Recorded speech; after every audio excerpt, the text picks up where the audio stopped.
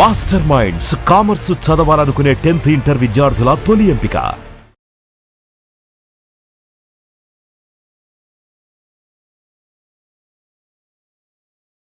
Sir నాది ఇంకో question ఏంటంటే, ఒక 12-13 ఏళ్ళ నుంచి మీరు నాకు తెలుసు సార్. నేను మిమ్మల్ని దగ్గరగా చూస్తున్నాను. మీరు ఎక్కడున్నా మీ గురించి నాకు తెలుసదు కాబట్టి నేను మిమ్మల్ని ఫాలో అవుతున్నట్టే. తమ్మారెడ్డి గారికి ప్రతి విషయంలో ఒక అభిప్రాయం చాలా నిక్కచ్చిగా ఉంటుంది. ఆయన ఒక మాట మీద ఉంటారు. బట్ నాకు ఎప్పుడూ కూడా చాలా పెద్ద కన్ఫ్యూజన్ ఏంటంటే మీ విషయంలో చిరంజీవి గారి విషయం సార్. కెమెరాలు లేనప్పుడు చిరంజీవి గారి గురించి మీరు ఎంత గొప్పగా చెప్తారంటే, నా బ్రదరయ్యా, నా తమ్ముడయ్యా, అంటే మేము వినున్నాం. మీతో పాటు పనిచేసినప్పుడు మేము వినున్నాం. నా తమ్ముడయ్యా, నేను సినిమాలు తీసాను, నాతో సినిమాలు తీసాడు, నేను ఇచ్చినప్పుడు రెమ్యునరేషన్ తీసుకున్నాడు, మా అనుబంధం ఇట్లాంటిది, నా స్టూడియోలో ఉండేవాడు, ఇంత గొప్పగా చెప్తారు చిరంజీవి గారి గురించి. కెమెరా లేనప్పుడు నలుగురు మనుషులు క్లోజ్డ్ పీపుల్ ఉన్నప్పుడు. అదే కెమెరా పెట్టంగానే చిరంజీవి గారి అభిప్రాయాలని, ఆయన వెళ్ళే మార్గాలని మీరు క్వశ్చన్ చేస్తూ ఉంటారు. ఇది నాకు అర్థం కాదు సార్ అసలు. అంటే మీ చాలాసార్లు అనుకున్నాను. ఆల్రెడీ ఇంతకుముందు సమాధానం చెప్పాను. మోహన్ బాబు గారి విషయంలో సమాధానం మీకు చెప్పాను. సేమ్ సమాధానం ఇది సార్. ఇప్పుడు ఆయనతో కూడా నేను మాట్లాడి చెప్పినవి ఉన్నాయి కొన్ని. ఆ చిరంజీవి గారికి నాకు ఉన్న అనుబంధం అప్పుడు వేరు, ఇప్పుడు వేరు. బట్ నాకు నచ్చినట్టు చెప్తాను, నచ్చని నాకు మీరు చెప్పినవి అన్నీ నిజం. ఆ నిజం నాకు ఇంకా అనుబంధం అట్లాగే ఉంది నా మనసులో. ఆయనకి మనం ఇవాళ చాలా దూరం అయిపోయాం కాబట్టి. బట్ నాకు అనిపించింది చెప్పాలి. ఎందుకు చెప్పాను మోహన్ బాబు గారికి ఆ సినిమాని గురించి ఎందుకు పెట్టారు మీరు, వాళ్ళ జీవితం నాశనం అయిపోతుంది కదా. జీవితం నాశనం అవ్వదు, నెక్స్ట్ టైం ఆ తప్పు చేయకూడదు అనేది నా పాయింట్. ఈవెన్ ఈయనకు కూడా అంతే.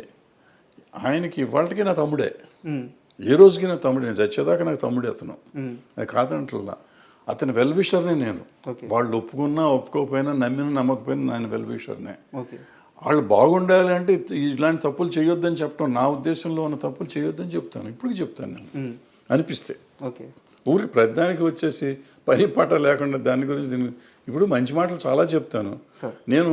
చిరంజీవి గారిని చాలాసార్లు చాలామంది తిడతంటే నేను వచ్చి మాట్లాడి అడ్డం పడ్డ రోజులు చాలా ఉన్నాయి. మరి ఎందుకు పడుతున్నాను? నాకేం అవసరం సార్? నాకు అర్థం ఆయన నన్ను అడగడు కదా పాపం. ఎప్పుడు నాకు ఫోన్ చేసి ఏమంటే వాళ్ళు ఎవరో నన్ను తిడుతున్నారు మీరు రెండని పాపం ఎప్పుడు అనలేదు. వాళ్ళు ఏ జోలికి రాలేదు. బట్ ఎవరో అంటే తప్పు కదా. ఒక మనిషిని ఎందుకు ఇష్టాలతో సంబంధం లేదు. ముందు ఒక మనిషిని మనం కాపాడతాం కాదు, అనవసరంగా అతన్ని స్కేప్ గోట్ని చేయకూడదు. ఆయన చిరంజీవి గారు అవ్వచ్చు, ఇంకోళ్ళు అవ్వచ్చు, ఎవరినైనా కానీ మనం అనవసరంగా దాన్ని చేయకూడదు. ఎవరిలో అడ్వాంటేజ్ నోరు ఉంది కదా అని ఎవడు పడితే ఆడు ఏది పడితే అది మాట్లాడితే మనం క్షమించకూడదు, వదిలిపెట్టకూడదు. అంటే at least I should raise my voice. Sir ఆయన కోసం నేను మంచి కోసం చెప్తాను. ఏదైనా తప్పు అని నేను చెప్పేది చాలామంది నెగిటివ్గా తీసుకుంటారు. నెగిటివ్ కాదు, నా ఉద్దేశంలో పాజిటివ్. అతనుకున్న ఈ చరిష్మాకి ఆయనకున్న దానికి కొన్ని ఆయన చేయకుండా ఉంటే బాగుంటుందని నాకు అనిపిస్తుంది. బట్ ఆయన పరిధిలో ఆయనకుంటే ఆయనకుండేది మనం అవసరం అనుకో ఎక్కువ. బట్ ఆగలేను. అది కూడా ఎవరిని అడిగితే చెప్తాను. కావాలని పెట్టి వీడియో పెట్టి చెప్పడం అనేది నేను చేయను. అంటే ఎందుకన్నానంటే సార్, ఇప్పుడు ఇండస్ట్రీ అని కాదు సార్, 2 తెలుగు రాష్ట్రాల్లో కానీ మన ఇండియా వైడ్ కానీ మేము చిరంజీవి తమ్ముళ్ళమే, చిరంజీవి మా అన్నయ్య, మెగాస్టార్ మా అన్నయ్య అని చెప్పుకునే వాళ్ళు కొన్ని కోట్ల మంది ఉన్నారు.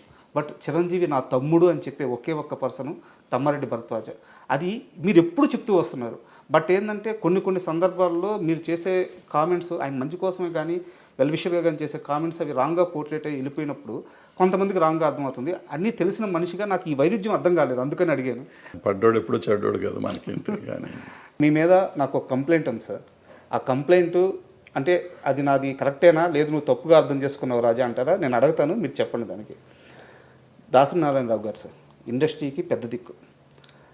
ఆయన పరిష్కరించినన్ని సమస్యలు కానీ, ఆయన ఆదరించినంతమంది మనుషులు కానీ, సో అంటే పరిశ్రమలు ఎవరికి ఏ కష్టం వచ్చినా దాసరి గారు ఉన్నారు, ఆయన కాంపౌండ్లోకి అడుగు పెడితే ఆ సమస్య పరిష్కారం అవుద్ది అని చెప్పి ఒక నమ్మకం ఉండేది.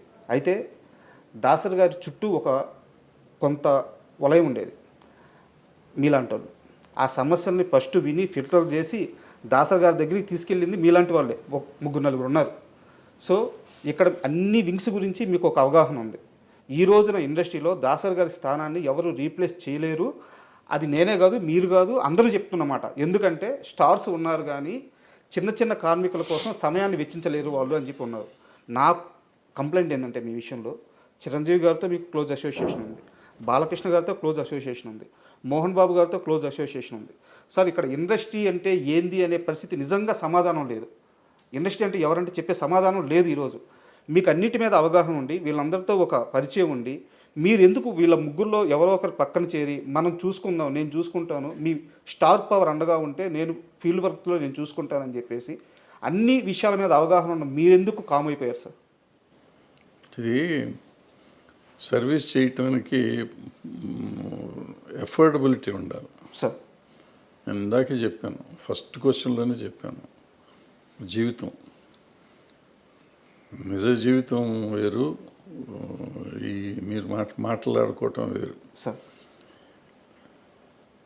ఇప్పుడు మీరు నలుగురికి నేను అవైలబుల్గా ఉండాలి, సార్ 100 మందికి అవైలబుల్గా ఉండాలి. సార్ దాసనారాయణరావు గారి ఇంట్లో రోజు ఒక 100-200 కాఫీలు టీలు పెట్టేవారు. ఒక 30-40 మంది భోంచేసేవారు రోజు, 2 పూట్ల.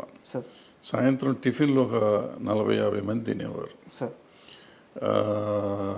ఆయన నెలకి ఒక 15-20 మందికి నెల డబ్బులు పంపించేవాడు. సంబంధం లేకపోయినా అవసరం ఎవరు మీరు ఇందాక అడిగారు కష్టాలు ఉన్నవాళ్ళు అని చెప్పి, అటువంటి వాళ్ళు తెలిసిన వాళ్ళకల్లా డబ్బులు పంపించేవాడు నెల ఓకే కవర్లు వెళ్ళి. సార్ న్యూ ఇయర్ రోజు డబ్బులు ఇచ్చేవాడు, సార్ అయ్యప్ప మాలేసినప్పుడు డబ్బులు ఇచ్చేవాడు, ఏదో రకరకాలు చేస్తూ ఉండేవాడు. సార్ ఇది కాకుండా సమస్యలకి చేస్తూ ఉండేవారు. మళ్ళీ పెళ్ళిళ్ళని పెటాకులని పోయినప్పుడు వచ్చినప్పుడు ఇస్తూ ఉండేవారు. ఇందులో ఏ ఒక్కటి నేను చేయలేను. నేను ఒక్కళ్ళకి రోజు ఇప్పుడు ఫర్ ఎగ్జాంపుల్ మీరు సమస్య ఉండి వచ్చారు, మీకు మంచినీళ్ళు కూడా నేను ఇవ్వలేను. సార్ పూర్వకాలంటే మంచినీళ్ళు ఫ్రీగా వచ్చాయి, ఇప్పుడు మంచినీళ్ళు వాటర్ బాటిల్ కొనాలి. వాటర్ బాటిల్ కొంటే 10 రూపాయలు అవుతుంది, మీకు మంచినీళ్ళు ఇస్తే నేను 10 రూపాయలు ఖర్చు పెట్టాలి. సార్ సమస్య మీది, ఖర్చు నాది. సార్ నేను పెట్టే పరిస్థితిలో లేను, నేను చేయలేను అంత. సో చేతకాని విషయంలో జైలు పెట్టి ఎవరికి న్యాయం చేయలేను. ఫర్ ఎగ్జాంపుల్ మీరు చెప్పిన పలానా హీరో గారితో అసోసియేట్ అయ్యి చేయమన్నారు. సో నేను దగ్గర రోజు ఆయన ఇంటికి వెళ్ళాలి, అది మా ఇంట్లో ఉండాలి. మా ఇంట్లో ఉంటే ఈ చెప్పిన ఖర్చులు నేను భరించలేను. ఆయన ఇంటికి వెళ్తే ఆయన చిరాకు పడతాడో ప్రేమ చూసుకుంటాడో తెలియదు. వాళ్ళ ఇష్టాలు ఉండాలి, వాళ్ళ సైడ్ నుంచి అది ఉండాలి. సార్ మన సైడ్ నుంచి మనం వెళ్ళి దాన్ని బలవంతంగా రుద్దకూడదు. ఇప్పుడు దాసనారాయణరావు గారితో కూడా నేను ఇక్కడ దాసనారాయణరావు గారు ఒక స్టేజ్లో నేనే ఇక్కడ ఉండేవాడిని, నారాయణరావు గారు తర్వాత వచ్చారు ఇక్కడికి. సో ముందు నేను నా దగ్గర చేస్తూ ఉన్నవాళ్ళు ఆయన వచ్చిన తర్వాత ఆయన ఆల్రెడీ మాకు చాలా మెడ్రాస్లో చేస్తున్నారు కాబట్టి ఆయన దగ్గరికి నేను ఇద్దరం ఆయన నన్ను పిలిచి ఇక్కడ హైదరాబాద్ విషయాలు నాకు ఎక్కువ తెలుసు కాబట్టి నన్ను అడిగి చేసేవారు. సో అందుకని మీరు అన్నట్టు అందరూ నా దగ్గరికి ముందు నుంచే వచ్చేవారు కాబట్టి మళ్ళీ వస్తూ ఉండేవారు. అన్న సార్కి చెప్పండి అని ఎవరు, నేను చేయగలిగిన నేనే చేసేవాడిని, ఆయన దగ్గరికి తీసుకెళ్ళేవాడిని కాదు. లేదంటే ఆయనతో అవసరమైతే ఆయనతో చెప్పించేవాడిని.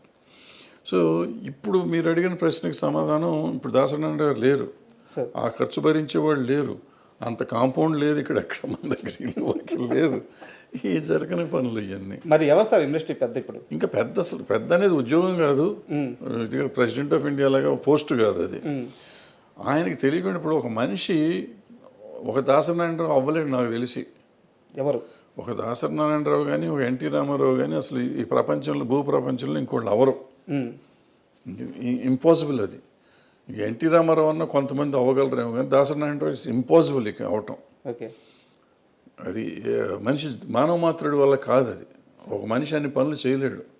ఆయన ఏంటి writer, director, actor, distributor, exhibitor, producer, lyric writer, dialogue writer, story writer, paper editor, politician, MP, తర్వాత మినిస్టరు, ఇది కాకుండా కాపు సంఘం ఆళ్ళ గొడవ, అక్కడ నాయకుడు ఏది కాదు. ఈ సినిమా ఇండస్ట్రీలో పంచాయతీలు అసలు ఒక రోజునని 6 షూటింగ్లు 7 షూటింగ్లు జరిగిన రోజులు ఉన్నాయి. ఈ రోజుల్లో కూడా పంచాయతీ చేసేవాడు. మనిషికి ఎట్ట కుదురుతుంది? 6 సినిమాలకి డైలాగులు రాయాలి. ఒక సంవత్సరంలో ఆయన 12 సినిమాలు 14 సినిమాలు రిలీజ్ అయినాయి. ఓ మనిషి 14 సినిమాలు ఎట్ట రిలీజ్ చేయగలడు ఒక సంవత్సరంలో? షూటింగ్ ఎన్ని చేయాలి? నెలకు ఒక సినిమా తీసేయగలడా ఎవడన్నా? ఇవాళ తీస్తానికి 3 ఏళ్ళు పడుతుంది ఒక సినిమా తీస్తానికి. సార్ కథ రాయడానికి 2 ఏళ్ళు పడుతుంది. 6 నెలలు లేకపోతే కథ రాయమంటున్నారు ఇప్పుడు కొత్త డైరెక్టర్లు అందరూ. ఇప్పుడు ఈ పరిస్థితుల్లో ఆయన ఎట్ట చేసేవాడు ఏంటి? అలాంటి మనిషి అసలు రాడు. ఇవన్నీ ఉండగా పంచాయతీలు చేయటం, ఇప్పుడు నేను చెప్పిన యాక్టివిటీస్ కాకుండా పంచాయతీలు చేయటం, వీళ్ళందరి కథల కష్టాలు వినాలి కదా. అవును. వచ్చినప్పుడు ప్రతివాడి కష్టం వినాలి. షూటింగ్ చేస్తాడా ఇప్పుడు ఆయన పక్కన 4 ఫ్లోర్లో షూటింగ్ జరుగుతుంది. 4 ఫ్లోర్లో షూటింగ్ సంగతి చూడాలా, లేకపోతే నా బోటి వాళ్ళకి డైలాగులు రాసి పెట్టేవాడు అది చూడాలా, లేకపోతే ఈ వచ్చిన పంచాయతీ చూడాలా, లేకపోతే ఈ కాపు సంఘం మీటింగ్ చూడాలా, ఏది చూడాలి? అందరూ అక్కడ బయట వెయిటింగ్లో ఉండేవారు. మానవుడికి సహజం అది కుదురుతుందా? ఇవాళ మీరు చెప్పే ఎవరికన్నా ఏ పెద్దలకన్నా కుదురుతుందా? చేయగలరా? ఇంపాసిబుల్. అది గురించి మర్చిపోండి. సో ఆ పెద్ద అనేది లేదు, పోస్టు లేదు, ఏం లేదు.